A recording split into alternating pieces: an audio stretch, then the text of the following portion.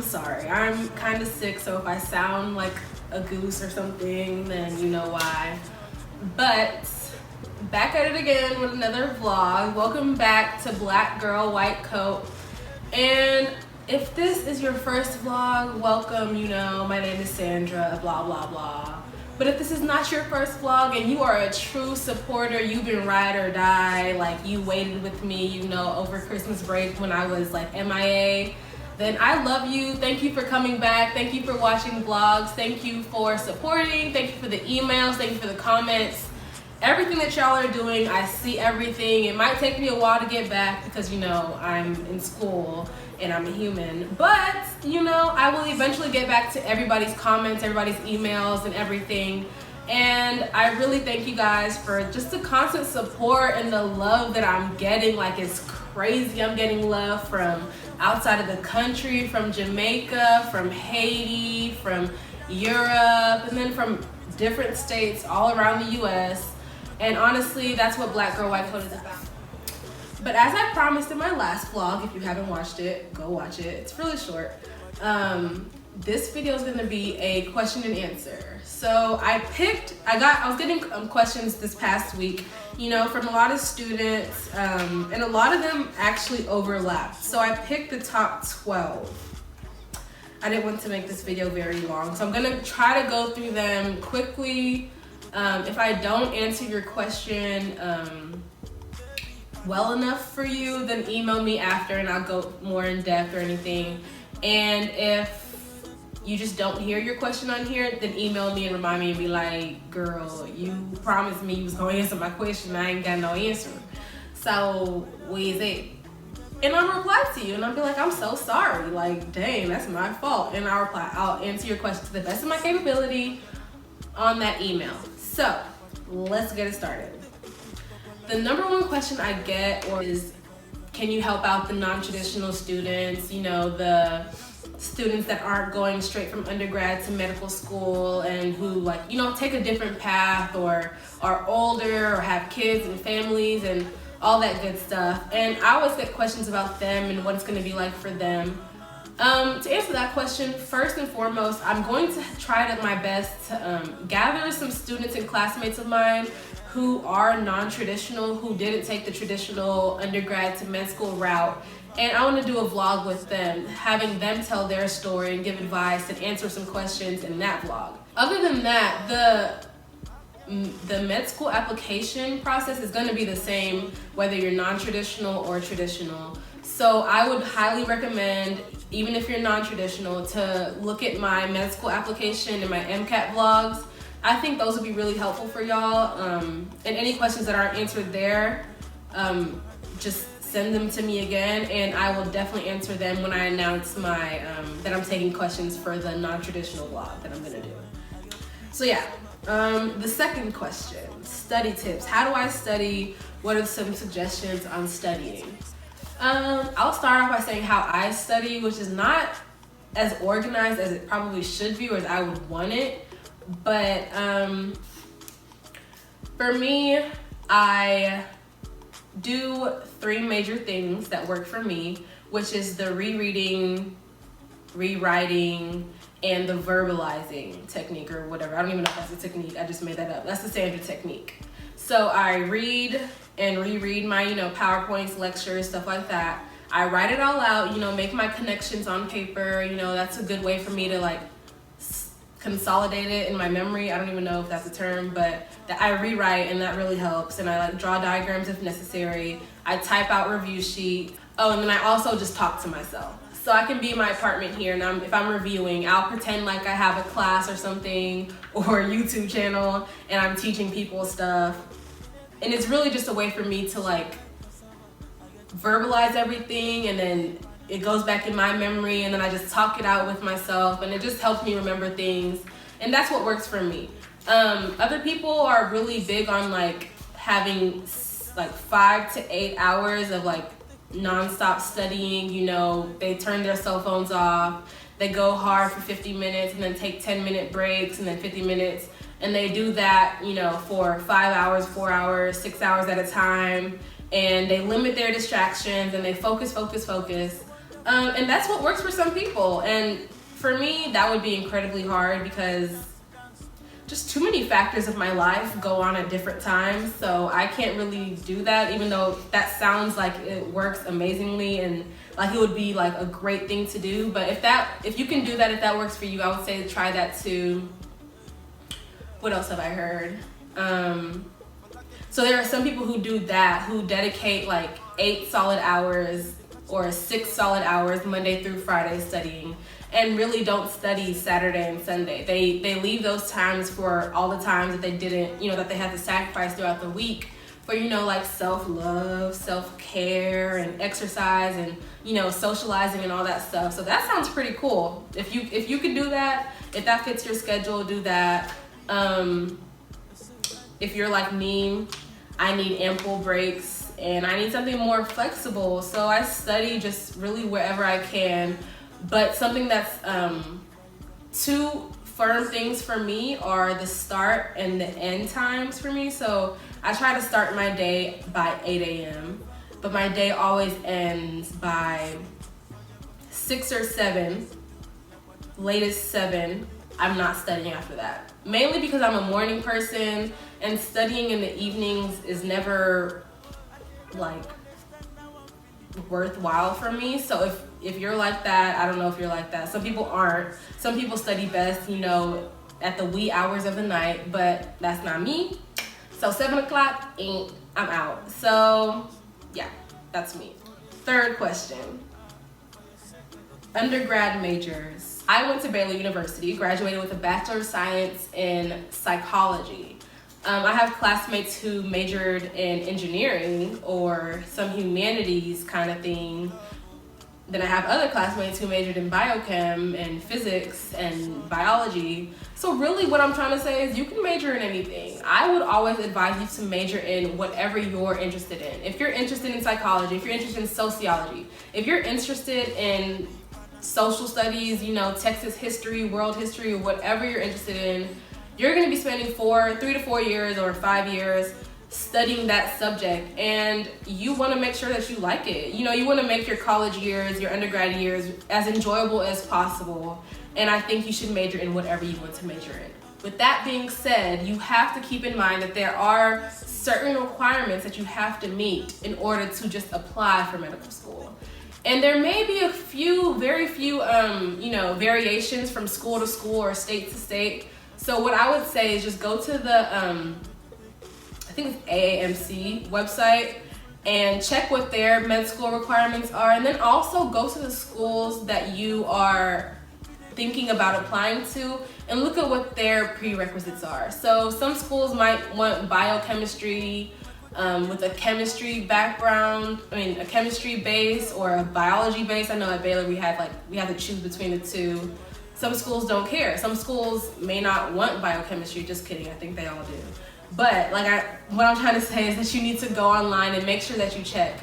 Also, if your school offers the pre-med, course track or whatever, it's not a major. It's just a track. It just hooks you up with, at least at Baylor, it hooks you up with some pre-medical advisors who were trained and who knew more about the medical school journey and how to get there and what you needed to do and accomplish in your undergrad years in order to be able to apply and to be a competitive applicant. So if your school offers a pre-med track or has pre-med advisors, you definitely need to take advantage of that your freshman year, first semester, so they can put you on track. But go ahead and pick whatever major you want. You can always just tack on the classes that you need to tag on and you'll be fine. Question number 4, how to shadow.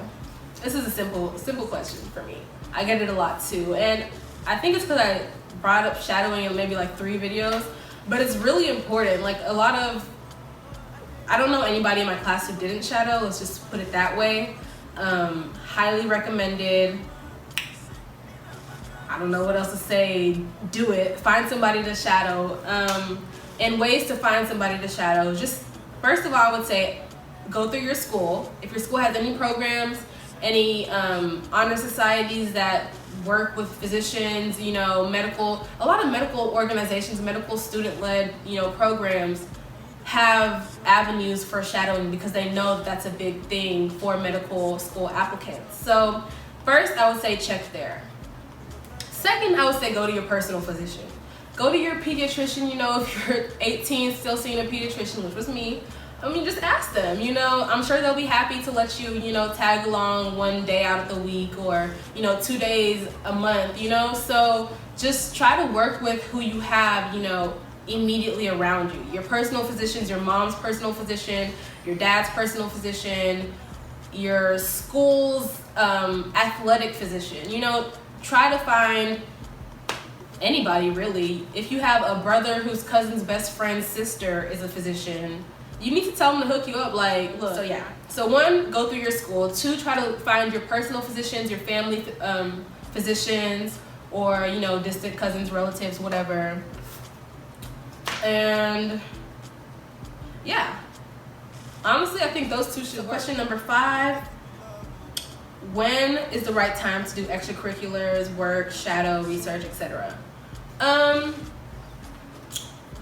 would kind of say get into it as soon as you can, but at the same time, that first year, it kind of depends on the student that you are. Like if you know that you're gonna go into college, and be on your stuff, you're the type of student that's really focused, really diligent, you come in with a good science background, or you come in with a good background in whatever classes you're about to start taking, then I would say jump into it, freshman year. You can get started in at least one organization, go to some interest meetings, see what you like. Just browse, very broadly, and just see what's out there, what the opportunities are that your school offers.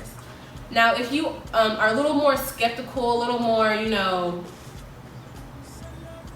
college, what's that? Like college, like it's crazy, it's scary. I'm not sure what to do, what I want to major in, blah, blah, blah. I want to feel out things first.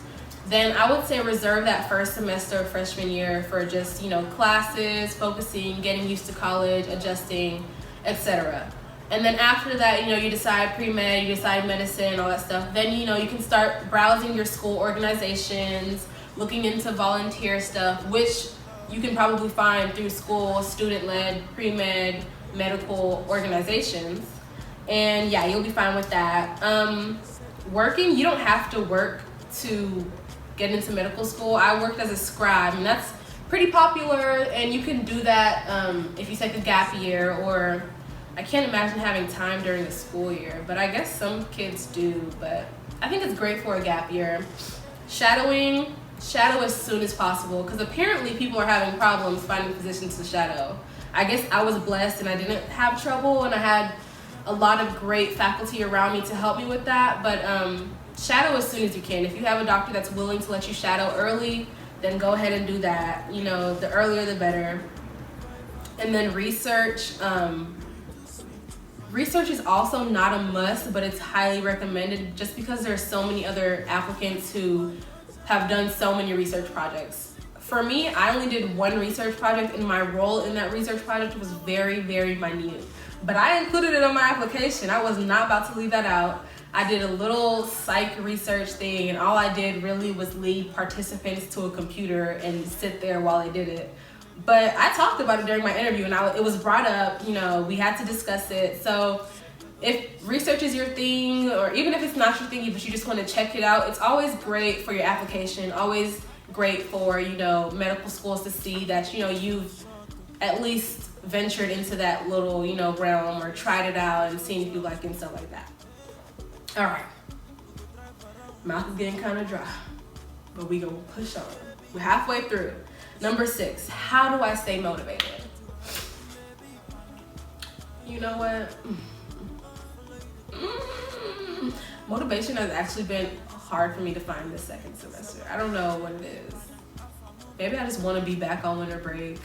I don't know, but it's definitely way better now. Like I said in my last vlog, that first week of school, I was just like, ugh, school. Like I was not motivated at all. I did not want to be, not that I didn't want to be there, I just was just so lazy and, But how I stay motivated is just by reminding myself of why I'm doing what I'm doing, And honestly, sometimes I have to remind myself that I like what I'm doing. Like, I have to take a step back, you know, I might have to watch an episode of Grey's Anatomy, you know, and be like, dang, yeah, this is cool.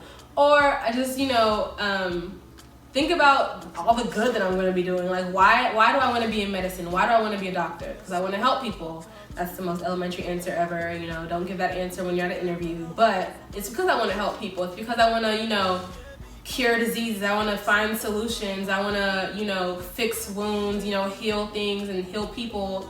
And, you know, thinking about that kind of stuff motivates me. I'm not sure if it's going to motivate you. For a friend of mine, sometimes she calls me, she's, you know, not motivated at all, doesn't feel like studying. She's pre-med in undergrad, and we just look at houses.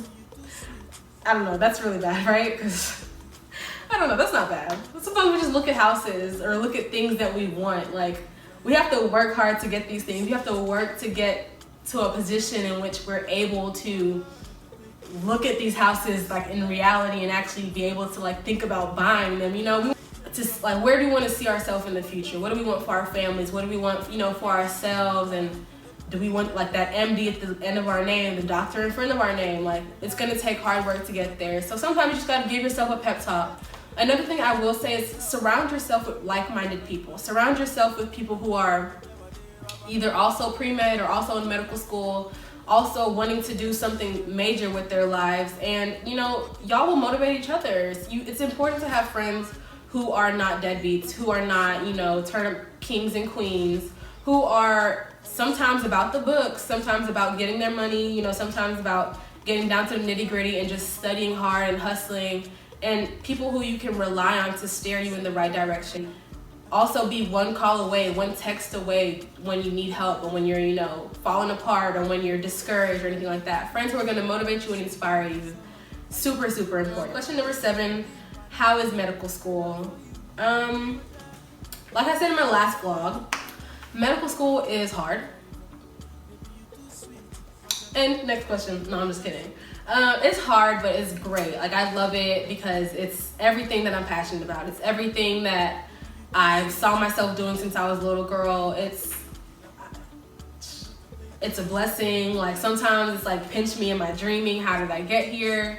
You know, we're in preceptorships now, so we're getting to go to clinic and seeing, you know, actual patients, and basically advanced shadowing has been great. You know, hearing lectures and hearing talks from different physicians and physicians that are accredited in so many different things, who wrote so many different, you know, research articles, have so many different publications, are well known for this, are renowned for this. You know, it's just like,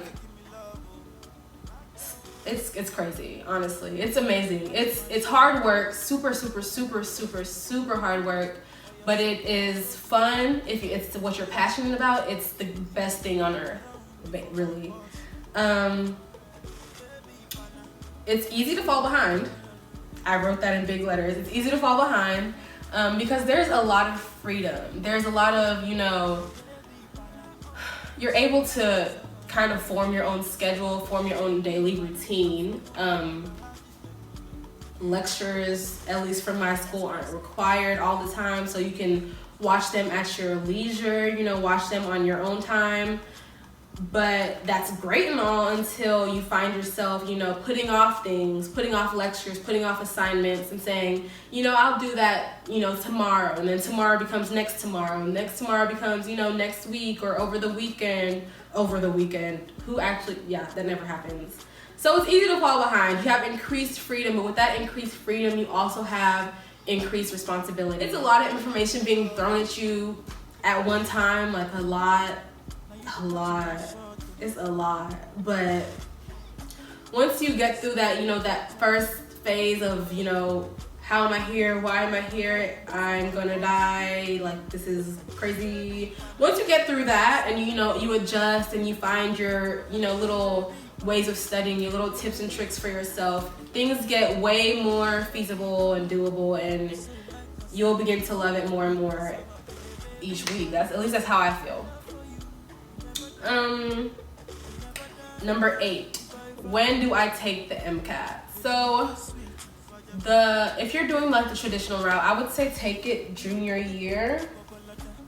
junior year, and then applications start that summer, the summer between your junior year and your senior year. That's the traditional kind of thing. But if you're not traditional, then just really sit down with a calendar and look, because the application process is almost a year.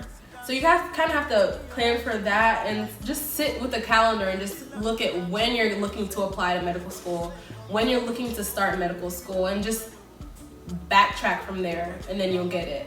But for me, I took my first MCAT. I took a winter break of my 3rd year of college, which would be my junior year, but I graduated in 3 years. So, and then I tried to take it early so that I could take it again if I needed to, if I didn't get the score I wanted, and I ended up not getting the score I wanted, so I was able to take it again in the spring, and I had time to, but honestly, timelines can vary. I would highly advise just sitting down with the calendar and looking at when you want to start medical school. Do you want to do a gap year? Do you want to do 2 gap years? Do you want to work for a while? Or do you want to go straight through?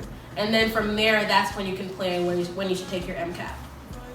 And also, I would say do what I did and give yourself time to schedule that first MCAT with time after, so that if you don't do as well as you want, or if you want to attempt again, try again, you have time to do that before it's application time. So try to work that out. Also, please check out my MCAT vlog that I did a while back. I think it's great advice about MCAT. It's helped a lot of people, at least that's what you guys have told me. And I think it would be great if you have more questions about the MCAT. Yeah, go look at that. Question number 9. I'm gonna try to speed it up now. How far is too far to live for medical school? What is the living situation in medical school? No, there are no dorms. But at least my school does offer like discounted rates for student housing. However, student housing is very limited, and it's open to more than just the medical school students, and definitely more than just first years. So there is discounted rates for student housing here at my school, but for other schools there might not be, and then you'll just have to find an apartment in the area. As far as how far to live, I chose an apartment that's relatively close to campus because I didn't want to be in that scenario where like I wake up accidentally 15 minutes before a test and I have to drive like 20 minutes from my mom's house to school. Didn't want that to be me, and there's traffic in Houston and I wasn't trying to deal with that, so I had to, weigh my pros and cons, and I chose to live in an apartment relatively close to campus.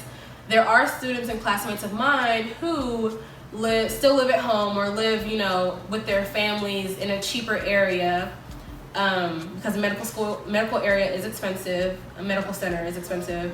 So they live in a cheaper area that is probably like 20, 30 minutes away, and they're able to make that work. You just have to be disciplined. You have to be able to hear alarms. You can't be one of those people who press snooze a million times.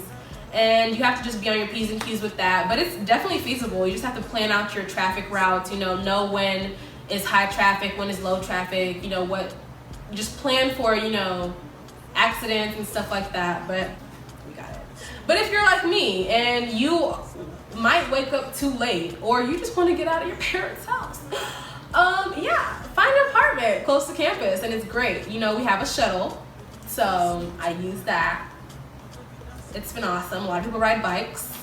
Sometimes it rains. I don't know what happens with that. Natural hair does not cooperate in rain. This is not wet and wavy. This is wet and nappy, so I don't ride a bike, but some people do. There are a lot of options. You have a lot of options. So hope that answered that question. Working in medical school.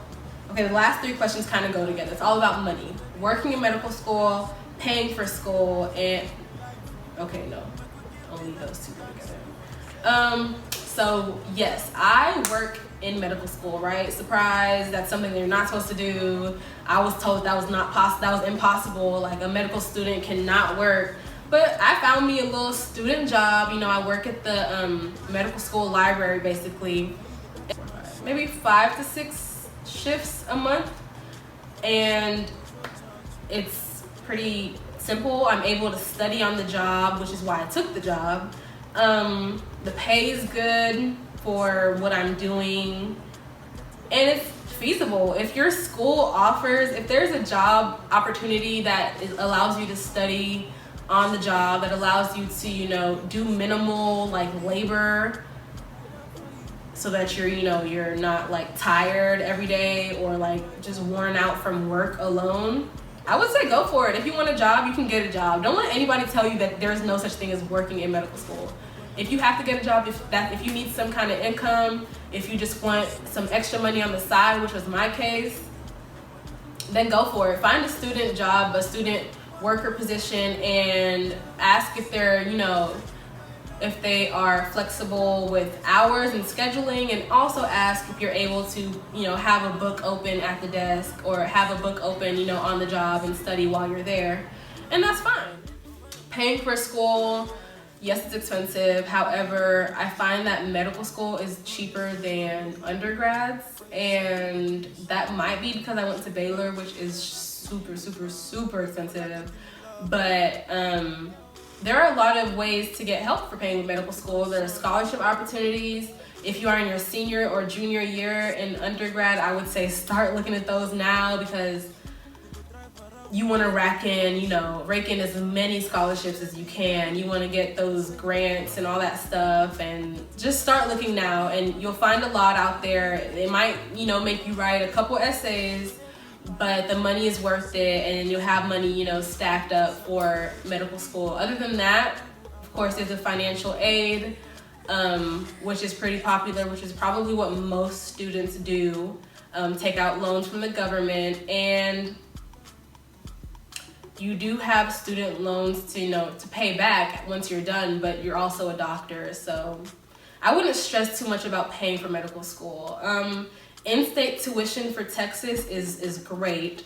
Out-of-state tuition for Texas is great. So Texas schools are super cheap. If you're living in California or somewhere where it's super expensive, I would advise you to look at Texas schools, and you will be surprised. You will be pleasantly surprised with the rates that they offer here. But yeah, also look into, I'll try to find some, honestly, if you have a question about paying for medical school, there is a link that I know that is some program that offers, you know, to pay for your full medical school, like, experience or journey or curriculum, I don't know. All 4 years is paid for if you agree to go into one of their programs after medical school. There's some website that somebody sent to me about that. So if you have a question about that specifically, I think it's only for people who are interested in family medicine or primary care. If you have interested in that, email me and I will get you that link. And yeah, last but not least, the last question number 12. I think it'll be this way. 12, I don't know. Question number 12 is work, school, life, social, everything. How do I balance everything? I don't know if it may seem like I have it all together, but I don't have it all together. So if I give off the vibe like I have everything in control, everything on lock 24/7, please, that's a lie. It's a lie. It's not the truth, because sometimes I be breaking down. Like, I really do have mental breakdowns sometimes. Sometimes it's overwhelming. Sometimes I feel like I'm behind. Sometimes my mind plays tricks on me. Sometimes I PMS and school gets hard at the same time. So like, that's a really bad combo. You know, it's stressful, and finding a balance is hard. Working out, I still try to do that every morning. Eating right, still try to do that. Still try to meal prep. Still try to, you know, go to church and Bible study, and still try to study. And it's really a lot. But honestly, you will find ways to do that. You will find ways to incorporate everything that you want to incorporate in your daily life on your own. But you have to try. It's gonna take effort to go to church every Sunday. Like, there are gonna be Sundays where you're like, dang, like, I had a long week. I really don't wanna go. Like, I have a whole week of school to go through, you know, starting tomorrow. Tomorrow's Monday. Let me just sleep in through church. It's gonna take effort to go to church. It's gonna take effort to reach out to those friends who are in medical school, you know, who probably don't know what you're going through, who are wondering where you are, and you do go MIA for a while. It's gonna take effort to, you know, maintain relationships and maintain, you know, healthy social activities and outings and experiences. You're gonna have to put effort into that. It's gonna take effort to study, of course. It's gonna take effort to eat right, to make time for exercise, to make time for self-health and wellness and fitness and all of that. It's gonna take a lot of effort, but you have to be willing to put in the effort. You have to, you know, prioritize. What's at the top of your list? You know, so at the top of my list is faith, is eating right, is, you know, trying to get my fitness, you know, together, and definitely school. And then I also want to keep friendships alive. I want to keep, you know, socialness alive. Like, I don't want to become socially awkward. I don't want to like isolate myself in my 1-bedroom apartment and just think about school 24/7 and FaceTime my boyfriend. No, that can't be me. So you have to prioritize what you want to do, put effort into those things, and you will see that you will have time, you will make time, you will, you know, find ways to wiggle things in and, you know, delete things that are unnecessary, delete things that you just plainly don't have time for, and you'll make time for what's important. So a school, work, social, fitness, spiritual balance is definitely attainable in medical school. Don't let anybody tell you otherwise. Don't let anybody, you know, discourage you that you're not going to be able to keep up with, you know, your blog or, you know, your fitness, or you're not going to be able to continue to eat healthy, or you're not going to be able to continue to go to church and stuff while you're in medical school. No. You can do whatever you put your time into, whatever you put effort into, whatever you prioritize, you will be able to do it. Medical school will not consume 24 hours of the day, I promise you. Promise you. That concludes the question and answer vlog. I am so grateful for all the questions y'all got to me. Like I said before, if I didn't get to your question, if I did not answer your question adequately, if there's more that you want to know, if there's an additional question that you have, email me, DM me, comment, whatever. I will try to get back to you as soon as I can. I hope y'all find this video helpful. If you did, share it, you know, recommend it to a friend, refer me to a friend. I'm taking calls. No, I'm not.